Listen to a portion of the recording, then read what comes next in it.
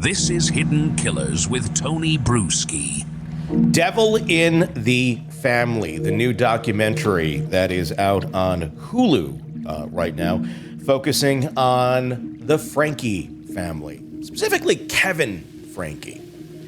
It has reignited public debate over the Ruby Franke child abuse case, but this time the spotlight is on someone who wasn't behind bars, believe it or not, Kevin Franke. Was he a clueless husband caught in the gravitational pull of a manipulative therapist and a wife gone rogue, or was he a passive enabler who let the unthinkable happen under his nose? Or was it kind of a gray area? Today, we're joined by retired FBI Special Agent Robin Dreeke, an expert in behavioral analysis and deception, to help us break down Kevin's statements, his body language, and the psychological elements at play here. Robin, I know you had a chance to watch Devil in the Family, the Ruby Franke story.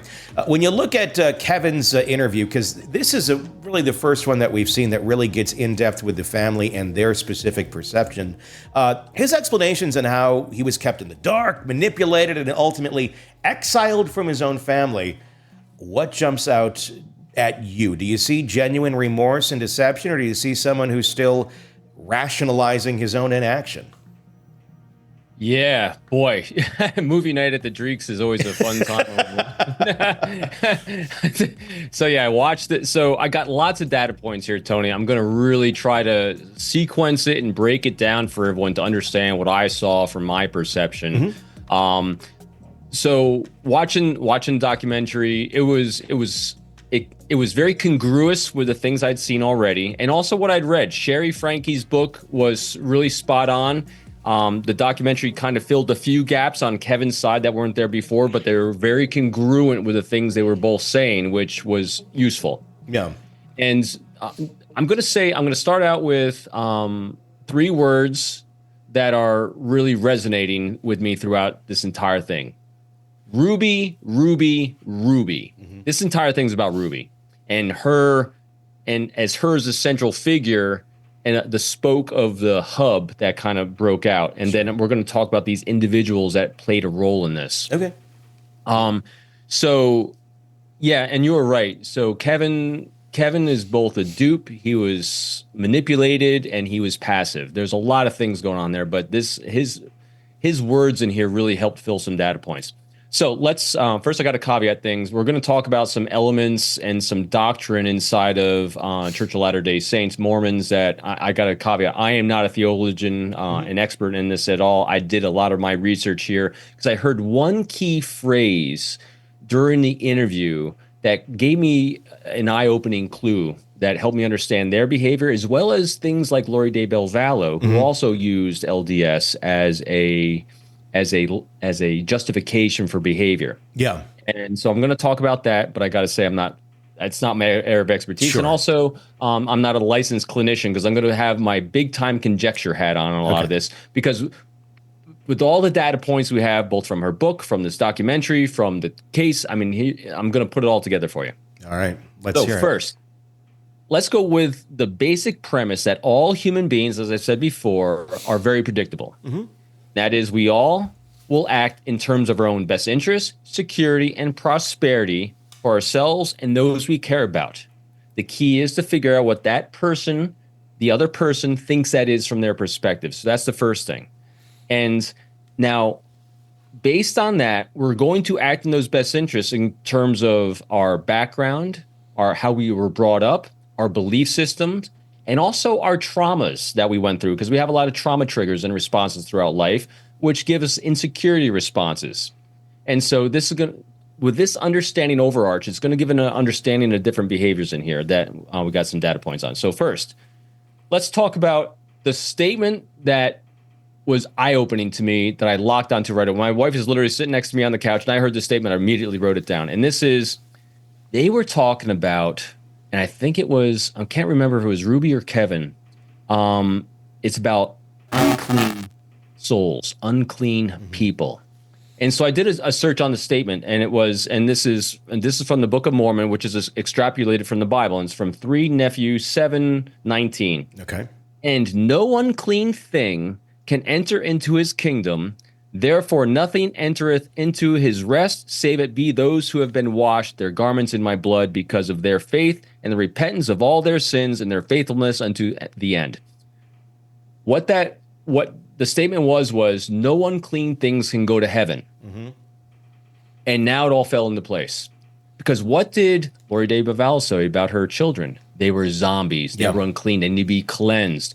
And what Ruby was doing with the two younger children, she kept saying at the very end, through all the abuse that her and Jodi were doing, was that they were unclean. They had demons. So in their belief system, they had to purge them of the uncleanliness to make them holy enough to make it into heaven. That's the rationalization. That's the arc throughout. Mm-hmm. So then I took a little bit of deeper dive here on some of the things that were really struck me with Kevin. So here you have Ruby and Kevin going to college. Kevin, they don't really go into his backstory and his origin story too much. All we knew from Kevin was he saw and met Ruby, and he was fixated. He was on a tear to make Ruby his. Mm-hmm. Ruby, on the other hand, which we got to see in the documentary, was Ruby had a chart. Yes. She had a massive wall chart with all these potential guys, and she had a scoring system for all of them. Mm-hmm. And Kevin was on it. He was one of many. Yeah. And so now we ask ourselves, that's interesting. Who does that? Reason for this? Well, here's who does that. Someone who, through the data points we're getting through her statements, and this is mostly from her statements as well as from Sherry's book, talking about her mother, mm-hmm. Ruby was always in competition with her sisters. Her sisters had YouTube channels before Ruby did, so she's always in competition. And also, Ruby always was, and because this is part of the LDS doctrine, is the highest thing you can achieve, and Ruby said this, is being a mother. Mm-hmm. The title and position of mother. And it's not, it's interesting how it's just a title and position of mother and what that means. And throughout, Ruby's mother would always tell her, you can never talk to me as a peer and be my friend until you actually achieve motherhood like me. And so she objectified everyone and everything mm-hmm. to achieve her end for that insecurity of making this connection with her mother. Mm-hmm. So her children were levers to make this connection with her mother. Mm-hmm. Kevin was a lever to become a mother. And that's why she was systematic in what she did. It's why she's a successful YouTube vlogger. Mm-hmm. Usually successful. They made it to the point where they're making over $100,000 a month mm-hmm. on YouTube alone. Yeah. Huge hits, huge following. Yeah. And so that's Ruby's arc right there. Kevin was nothing but a screwdriver to serve her ends. He was a tool because you could tell she charted it out. Okay. Yeah. So that's it. Her children were the same thing. Inside the LDS again, I'm extrapolating here. In order to be clean, one of the areas, now we're going to get into Jodi Hildebrandt a little bit. One of the areas to be clean or unclean in is morals. And right here, moral cleanliness. The LDS faith places a strong emphasis on sexual purity and moral cleanliness. This includes chastity before marriage, fidelity within marriage, and avoidance of pornography and sexual immorality. That last statement right there, I kept asking myself, why during both Sherry's book and this documentary do I keep hearing all this stuff about pornography? Yeah. Why does Jodi keep bringing this up with Chad? So what Jodi was doing was, so Jodi herself, and that's, Ruby's cohort, mm-hmm. And I can't find much on her ex-husband. She has two estranged adult daughters, and she's got an ex-husband. Again, look at the relationships around and the health of them to see the health of the individual.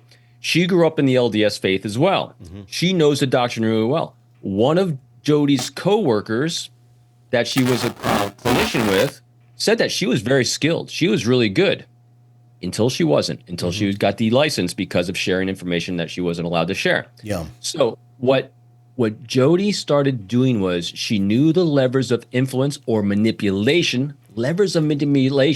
using the doctrine of LDS, this uncleanliness and sexual morality and impurity.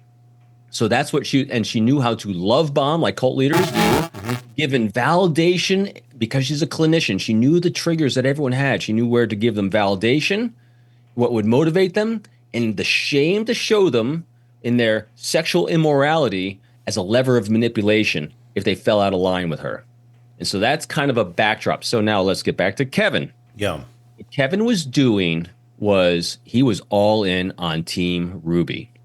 Ruby was doing all she could to be this mother, to compete with her sisters. Inside LDS itself, they were very much promoting vlogging because it promoted and showcased to the world healthy Mormon lifestyles. And so it was encouraged by the church. Their entire mindset, this goes into Kevin's world, as you were saying at the beginning, was it part of who he was? Their entire belief system was all surrounded from the LDS Mormon church. All these things are extremely congruent.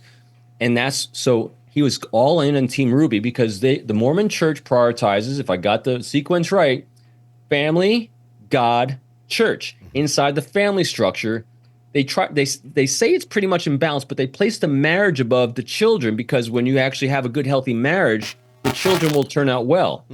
And so that's the rationale that was going on there. Team Ruby, she's all in. Jodi enters the picture. Jodi's been wronged by an ex-husband. She stated, and other people have stated, that she was sexually abused when she was younger. So she's using that background of hers and that trauma response and her skills as a therapist, to suck people in, lever of manipulation if you fall out of line. And so she fell in love with Ruby because Ruby had this ability to have massive followings. They're both looking at the world like screwdrivers because neither of them had empathy. Very, very little empathy, because how can you treat another human being, especially your children, like this, justifying your actions, saying they're unclean? So that's the whole background of that. Now I'm watching Kevin's reactions throughout this during the interview when his segments came up. I did not see a whole lot of remorse. Yeah. I saw a lot of embarrassment because of what happened, like after the fact. But at the very end, I still got the entire, even though he's filed for divorce now. I don't know if he's rescinded or not. I'm still trying to look that up. Yeah. But he was still Team Ruby. Yeah. Everything was Team Ruby. And here's the final thing that tells you this. So when Ruby calls him after 1 year of zero contact, because Ruby told him, in order to save our marriage, remember, he's all in on the marriage, not the kids, the marriage to her. In order to save the marriage, you need to leave. I invite you to leave our marriage. I invite you to leave our house. And she used that as no contact, zero contact with the kids. She said no contact with me, the kids, or anyone else. Here he is working on the same campus that his daughter, Sherry, was going to, zero contact. She reached out to him once. He then blocked her. Yeah. So when Ruby out of the blue calls him 1 year later and says, this is your chance of redemption, Kevin. It's like, oh, Ruby might let me back into her life. What do you need me to do? I need you to go pick up the kids at the police station. No questions asked. He just jumps. She sets the bar and he's all in. When he got there and they start revealing facts, data, and truth to him, you saw his mind was being twisted because he was so entrenched in the groupthink that had been created around him. Started with his religion background, solid as that was, but then it got manipulated through those levers of manipulation that would both Jodi and Ruby were using to control him for their ends. Oh, I hope that made sense. And there's a lot more data points in there, but I wanted to kind of explain what I saw through the arc of everyone else. Yeah, I mean, it does. I think that was a very good in-depth analysis of what we saw there. And I've been taking notes as you've been talking because there's a lot of points there I want to dig into a little bit more. Want more on this case and others? Then press subscribe now and don't miss a moment of true crime coverage from Tony Bruschi and the Hidden Killers podcast.